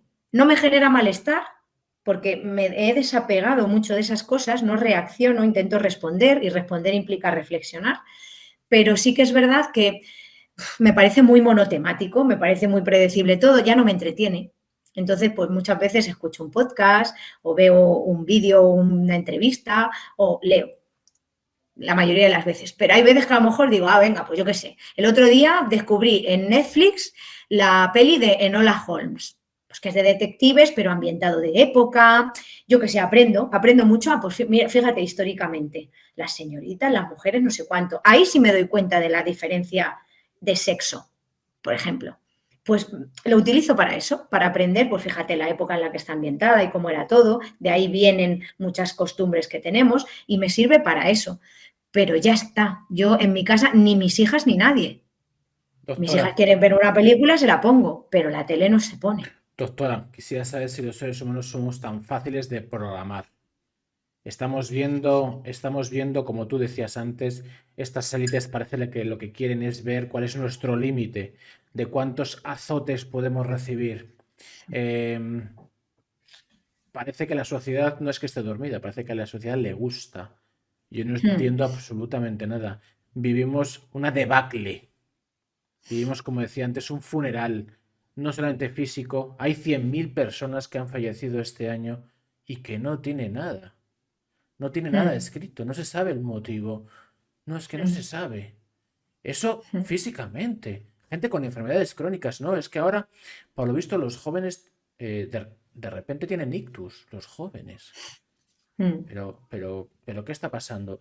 Además de la economía, el paro por las nubes, inflación por las nubes, IPC por las nubes, miedo, miedo, miedo, miedo. Oye, yo ya no lo sé si es que somos tan sencillos de programar, somos tan sencillos de meter miedo y somos tan sencillos de agachar la cabeza y no levantarla nunca.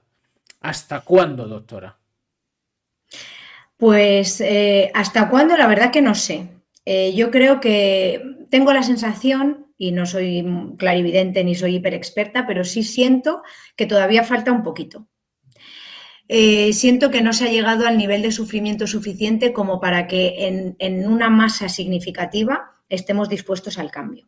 Creo que está habiendo mucho movimiento de cambio, creo que a nosotros nos ha tocado ser la generación de transición y probablemente la siguiente o las 2 o 3 siguientes tengan que continuar con ese legado de transición.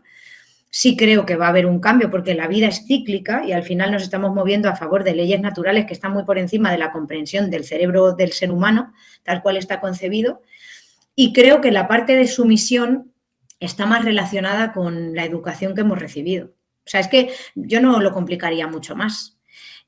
Creo que hemos recibido una educación en la que se nos ha enseñado que para estar bello hay que sufrir, que la vida duele, que el sufrimiento es algo inherente al ser humano y que somos pecadores.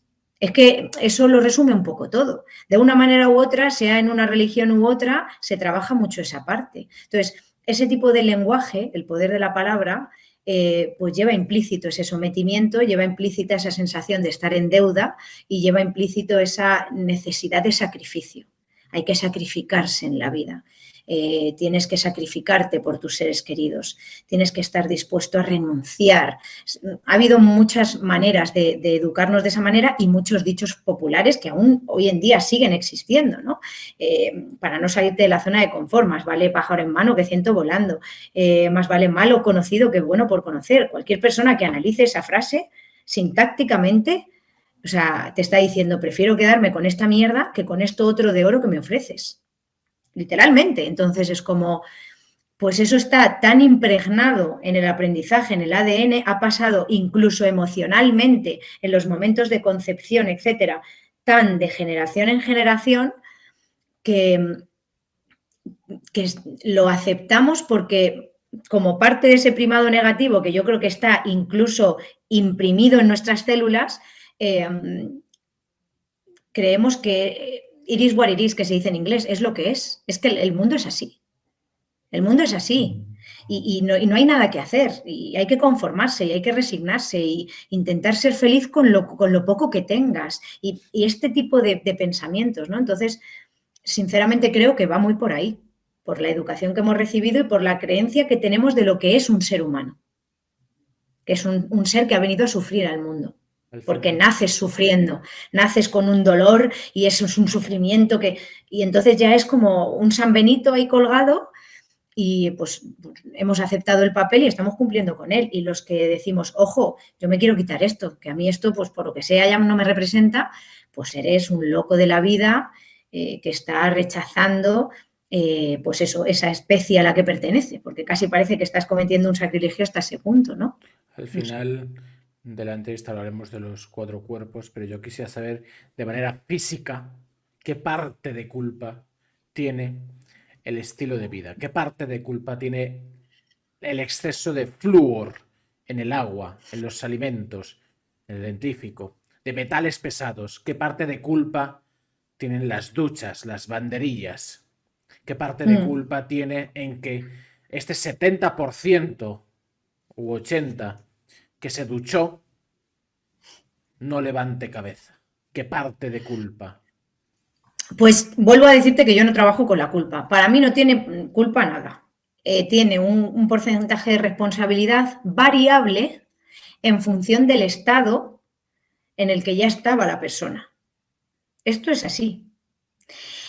Las banderillas de calendario, las que llevamos desde los años 40 o 50, porque no existían antes, con lo cual no sé cómo sobrevivían los niños hasta ese momento. Pero bueno, algunos escapaban, por lo visto, a ese peligro inminente y vivían. Pero a partir de que se instauran, pues eso no es negociable. Eso está en un calendario y tú te lo tienes que poner, se lo tienes que poner, porque su vida corre peligro. Y si no, todo lo que le pase es tu responsabilidad por no habérselo puesto. Los de antes, bueno, es que eran otros tiempos. Y la gente se queda a gusto con esa explicación, ¿no? Entonces, no solo es lo que te añadan, que tiene una parte de responsabilidad, pero no le demos toda. Ojo, hay que ser justos en esta vida. No toda la responsabilidad la tiene eso que uno recibe. En algunos casos es muy importante el porcentaje, porque hay casos de personas que aparentemente son sanas, pero nos falta información. Y esto hay que ser justos. Y no estoy defendiendo nada, que yo soy la primera que criminalizo que el ser humano haya sido capaz de inventar algo así, como muchos otros inventos que ha habido a lo largo de la historia de la humanidad. Pero sí que es verdad que es importante entender esta parte. Quizás porque yo hablo de un deportista, voy a poner un ejemplo, que está sano, que esté sano significa que yo le he visto jugar sin ningún problema, pero en verdad yo no sé cuál es su estado de salud, ¿vale? Esa persona pues tiene ese momento banderilla y fallece. Evidentemente en medicina existe una premisa que te dice que cuando una persona está sana, introduces un evento, solo uno, en su vida y hay un cambio, hasta que se demuestre lo contrario, ese evento es el culpable. Eso es un principio de medicina que se ha saltado a la torera todo este momento de evento 2020 que llevamos, ¿no? Pero más allá de eso, tienes que ponerte a buscar qué otra cosa puede ser. Es decir, mientras no se demuestre lo contrario, ese es el origen, esa es la causa. Pero ponte a buscar si puede haber otras, porque no hay que ser tan simplistas. Que la vida sea simple no quiere decir que todo lo que yo veo ante mis ojos es así innegablemente. No, tengo que mirar más allá, ¿vale? Entonces, puede darse la circunstancia de que esa banderilla haya acelerado, elevado exponencialmente, multiplicado por 20.000 los riesgos que esa persona ya iba teniendo. Y por eso, en vez de fallecer dentro de 30 años, ha fallecido en 10 días. Correcto. ¿Puede ser que sea 100% responsabilidad de la banderilla? Puede ser. Estamos hablando de probabilidades. Pero cuando una persona tiene un estado físico no saludable, tiene un gran porcentaje de responsabilidad que asumir en absolutamente todo. Que si añado cosas malas voy a acelerar la dirección en la que voy hacia la enfermedad y la muerte, sin duda. Pero si yo ya vengo sucio, si me añado más mierda hablando en plata, pues me voy a ensuciar más. Y me va a costar más limpiarme. Y a lo mejor me ensucio tanto que hasta no puedo respirar. Y hasta luego, Mari Carmen. Pero yo vengo con un estado. Y el estado del que partimos no solo es que yo ya tenga una enfermedad diagnosticada, porque no tener enfermedades no es lo mismo que estar sano. Y porque desde el momento en el que nacemos y nos administran la primera banderilla de calendario, ya no estamos sanos. Pero también las células que han engendrado a ese ser humano, el estado que tenían esas células cuando lo engendraron, a lo mejor ya no era sano. Entonces, no podemos partir de cuando uno nace. Es que ya en la concepción, incluso a nivel emocional, pero ya si me voy, si quieres, 2 generaciones atrás, lo que a mi abuela le estuviera pasando se está manifestando en mí. Porque cuando mi abuela engendra a mi madre ya tiene todos los óvulos de los que yo voy a nacer. Lo que hay en las células de mi madre están en las mías. Y a veces mi madre no vive lo suficiente para manifestarlo, pero yo ya estoy ahí. Entonces, ojo, porque no podemos decir, todo es esto. ¿Que tiene un porcentaje de responsabilidad muy grande? Correcto, pero que nadie vaya a echar balones fuera. ¿Por qué estoy diciendo esto? Porque nadie puede coger y volver al papel de víctima. Claro, es que como yo no sabía esto y me lo puse, ¿vale? Pero hasta ese momento, ¿cómo era tu vida? ¿Podrías haber hecho algo para responsabilizarte más y mejor de tu salud? Porque la mayoría de las veces la respuesta es sí. Entonces, ese porcentaje de responsabilidad es tuyo. Estas banderillas de nueva generación, estamos hablando ahora de abuelos, ¿no? Porque es decir, de 3 generaciones. ¿Cuál? Me da miedo la pregunta y más miedo me da la respuesta, pero es lo que hay que hacer. Eh, ¿Cómo van a ser las siguientes generaciones con estas banderillas de nueva generación? Pues hombre, por lo que se está viendo, nadie tiene la bola de cristal. Y además, como esto es relativamente nuevo, porque aunque hayan ido haciendo otras cosas antes, lo han ido haciendo a una escala mucho menor, con una carga mucho menor, la de ahora ha sido como un vamos a multiplicar y que salga el sol por donde quiera, a ver qué pasa, pues las consecuencias a medio y largo plazo no se saben. Ya se están viendo las de corto plazo y son criminales, y aquí utilizo la palabra con conocimiento de causa. A medio y largo plazo no se saben. Lo más probable es que, bueno, eso ya se estaba viendo, ¿no? Desde que empezaron las banderillas de calendario, hace 50, 60, 70, 80 años,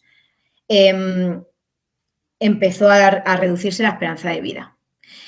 Empezó a reducirse la esperanza de vida, te hablo, que me voy 3 generaciones atrás, insisto, mi abuela tiene 88 años y vive. Y estamos de acuerdo que ha habido un momento en el que a lo mejor la esperanza de vida en general, o nos han contado eso, era de 60 años y ahora vivimos 80. Bueno, mi abuela, que vive, que es la generación que está viviendo 80, porque nosotros todavía no hemos llegado a eso, mi abuela no tiene ninguna banderilla de calendario. Se las han puesto de mayor, porque pasaba a ser población de riesgo. Mi abuela no tuvo controles radiográficos, ecográficos, ni radiación de ningún tipo para controlar los embarazos, no tuvo que estar sometida a 20.000 cirugías, no tuvo que hacer pruebas de prevención que radian y dan al cuerpo un efecto muy potente para nada. No tuvo que someterse a todo eso. Ya de mayor, pues oye, como hay que hacer algo con esta gente, pues pasan a ser personal de riesgo y entonces les empezamos a meter todo de lo que se han librado. Pero las personas que tienen hoy más de 80 años no han recibido nada de esto. Lo han recibido de mayores. Y aún así, aquí están. ¿Por qué? Porque vienen con un cuerpo y una resistencia libre de muchísimas cosas que les hacen poder capear el temporal como buenamente pueden. Porque también vienen con una fatiga de vivir que hay que tener en cuenta. Cuando le estás haciendo eso mismo a gente más joven, no está superando la prueba. Entonces, lo previsible es que la esperanza de vida vaya mermando, pero lo que sin duda va a mermar, porque ya es un hecho, es la calidad de vida. Que no se trata de vivir mucho. Si vives mucho, pero eres un ser artificial, dependiente de química, zombie por la vida, y cuando se te mira no hay ningún resquicio de lo que significa ser humano, ¿de qué te sirve? Ainhoa, el tiempo se hace corto. Contigo siempre, eso es bueno. Es bonito. Tengo una nueva sección que el invitado, la penúltima pregunta, puede hacerme la pregunta que quiera. Entonces, cuanto más natural mejor. Si te lo llevo a decir antes, no te lo preparas. No No, vale, claro, qué guay, joder. No, no, vamos a ver que me llega, no pasa no, nada, me no parece vale guay. hacer trampas. Entonces, pregúntame lo que quieras y yo te voy a contestar totalmente sincero. Vale, fenomenal. Pues te pregunto, si pudieras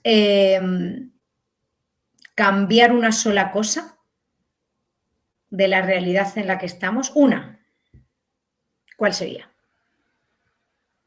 No cambiaría nada, ¿Por qué? porque el pasado me hace estar en el presente. Soy muy feliz en el momento en el que estoy de manera egoísta. De manera futurista, creo que estoy haciendo mi camino. Al final, como tiene sus dones, sus talentos, sus habilidades, tiene que desarrollar su camino y creo que estoy en mi camino. Siento que estoy en mi camino. Yo tengo 4 objetivos y los estoy trabajando.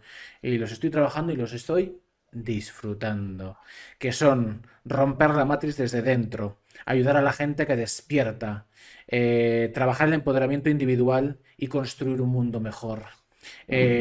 No quiero un mundo mejor con personas que son adictas al dolor, adictas al sufrimiento. No puedo decir, cambiaría el 2020. No, tampoco mentiría y diría que me hizo despertar, porque el disidente, el despierto, nace, no se hace. Es una cuestión de luego de evolución.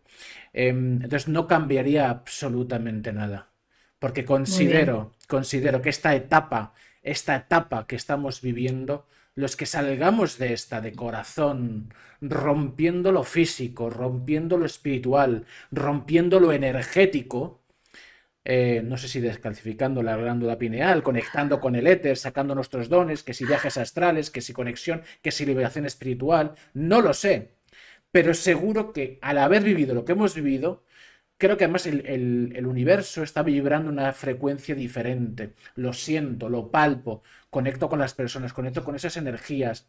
O sea, yo ahora mismo tengo puesto el ventilador y hace un frío que pela, pero es la energía conectando contigo, conectando con mi audiencia. Mm. O sea, yo entro a mi oficina, a hacer los directos y está fría, hace frío. Y después, a la media hora, ya estoy sudando, necesito un ventilador. Mm. Y es por la A mí también me energía que se pasa. está moviendo, Mm. que es Mm. bestial. Con lo cual, no cambiaría absolutamente nada. Pues te aplaudo porque era pregunta trampa porque al final los deseos de cambiar nacen de la ausencia de aceptación.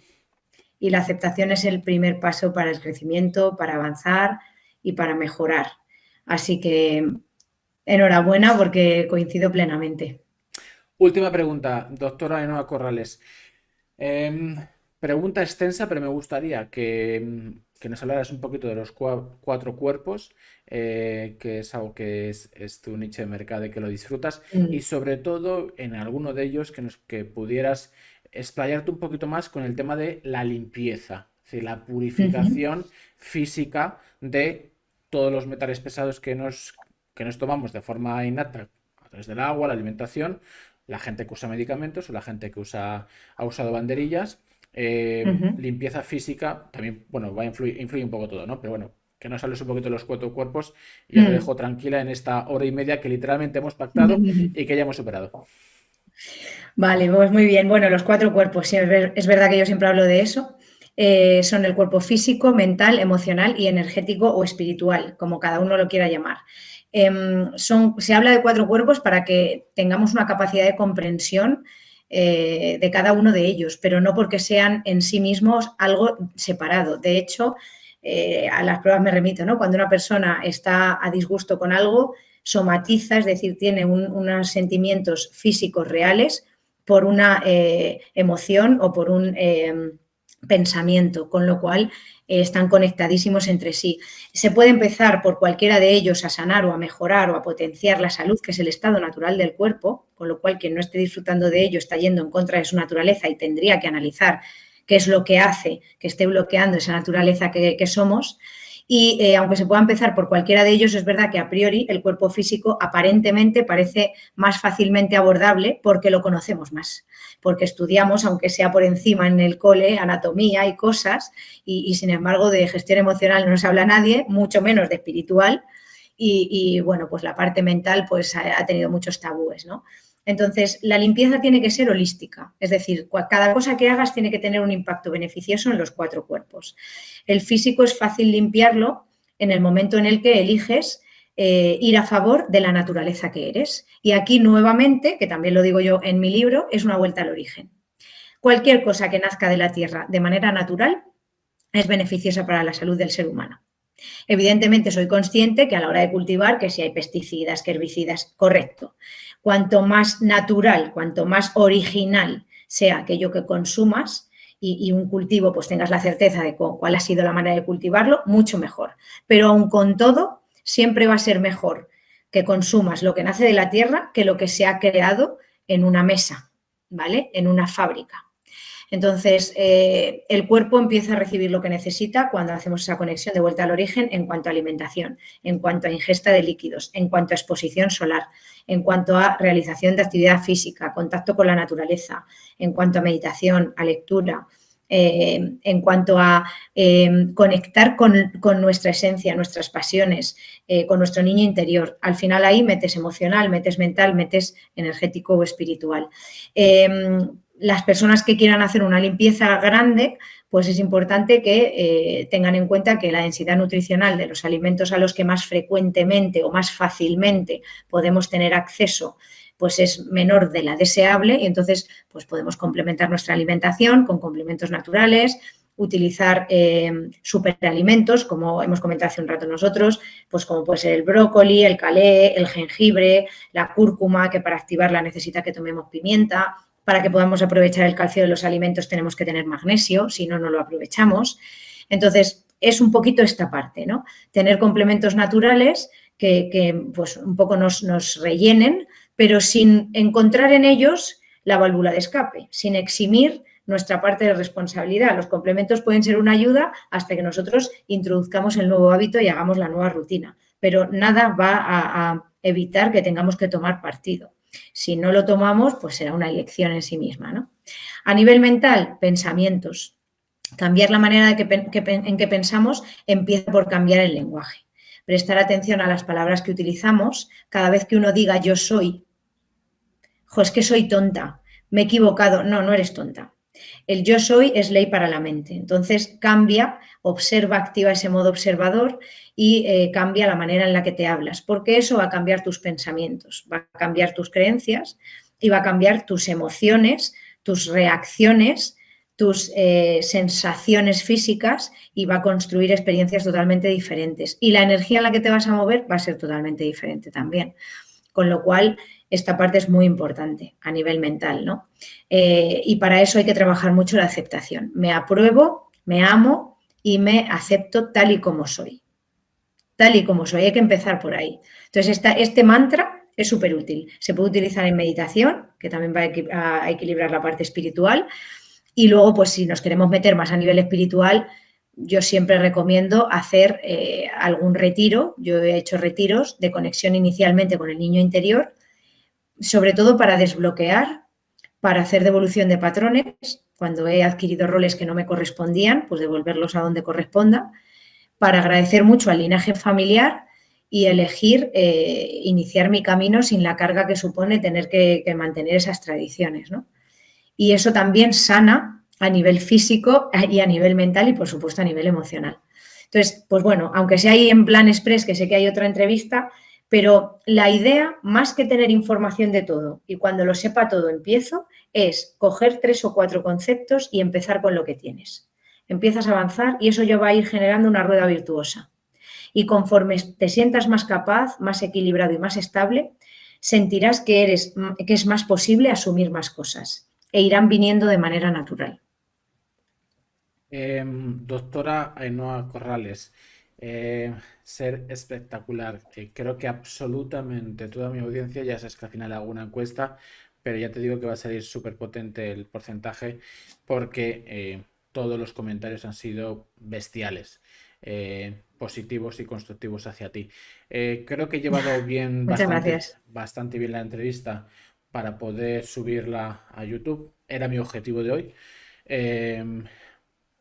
Bueno, quien tiene magia no necesita trucos. Entonces, cuéntanos un poquito, bueno, yo lo he dejado fijo en mi Telegram, pero bueno, cuéntanos fijo todo lo que haces, proyectos, libros, redes sociales, un poquito absolutamente en todas las líneas que te estás moviendo, porque perfiles como tú son no importantes, ya lo sabes, necesarios. Cuéntanos. Bueno, yo me muevo a nivel redes sociales, donde más me muevo es en Instagram, aunque sí que es cierto que he aprendido y sigo aprendiendo a utilizar la tecnología a mi favor y no ser una esclava de la tecnología, que esto a veces es una delgada línea roja. Pero bueno, principalmente estoy ahí. En Instagram está el link donde tengo acceso a todo, incluso por WhatsApp, quien quiera escribirme, quien quiera hablar conmigo sin problema.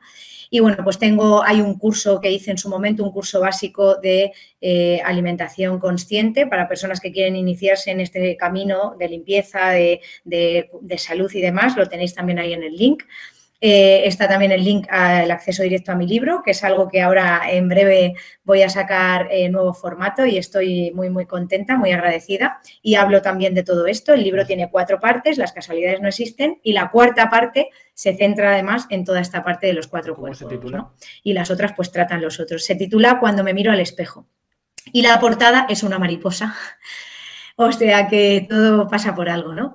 Y bueno, esa parte estoy muy volcada también ahí, en intentar organizar también pues tema de firma, porque hay mucha gente que me ha dicho, ven a firmar, tal, y bueno, viendo un poco esa parte. Y luego hago muchas colaboraciones, gente que me pide colaborar y tal, y estoy ahí también. Y tengo canal de Odyssey pues para sortear la censura, como has intentado hacer tú, que yo creo que hemos cumplido, pero ya llegarán los papis a decir si es así o no.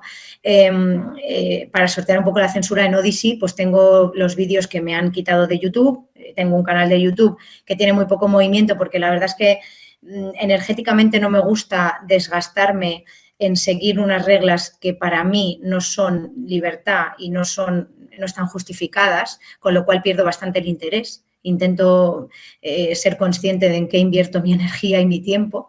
Entonces me centro más, por ejemplo, en Odyssey y estoy empezando a lanzar tweets y poco más. Al final está todo un poquito ahí. Hay un test de toxicidad, hay un par de microcursos también gratis. Pues bueno, ahí es donde más me muevo y donde pues estoy como más a gusto y más creando y también más conectando con la gente. Así que quien quiera, pues bienvenido, bienvenida y yo encantada y sobre todo si pueden aportarme información y sabiduría de aquello en lo que esas personas sean expertos, encantadísima y súper agradecida. Doctora Ainhoa Corrales, espero que este ratito, hora y 42 minutos, hayas estado a gusto con tu infusión, hablando un poquito, Sí, hoy has sido ya me la estoy terminando.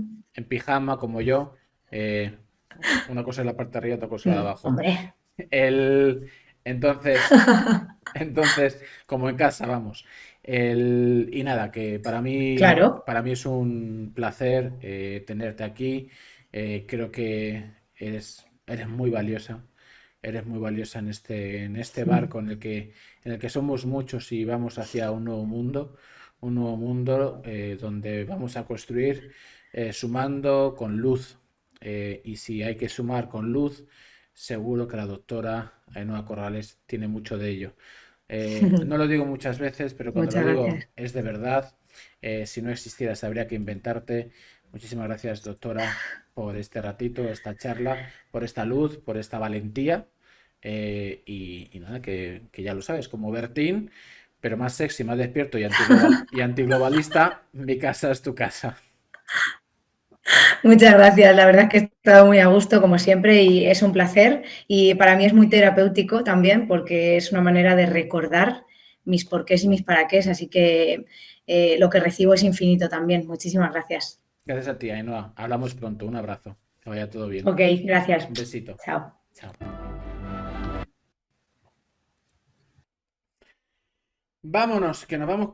Estamos con el tiempo justo, que ya tenemos un terapeuta. ¿Qué tal? ¿Qué tal ha ido? ¿Te ha gustado la entrevista? Ahora mismo aquí te está sugiriendo 2 entrevistas. En un lado tienes una entrevista que yo te estoy recomendando y en el otro lado tienes una entrevista que te está recomendando YouTube. Cualquiera de las 2 opciones son interesantes. Por supuesto, espero que lo hayas disfrutado y por supuesto espero que te suscribas totalmente gratuito. Estamos vibrando alto, estamos atrayendo la luz, la energía para que tú puedas construirte a ti mismo, te empoderes como ser humano. Cualquiera de las 2 entrevistas seguro que te van a aportar. Disfruta del contenido y bienvenido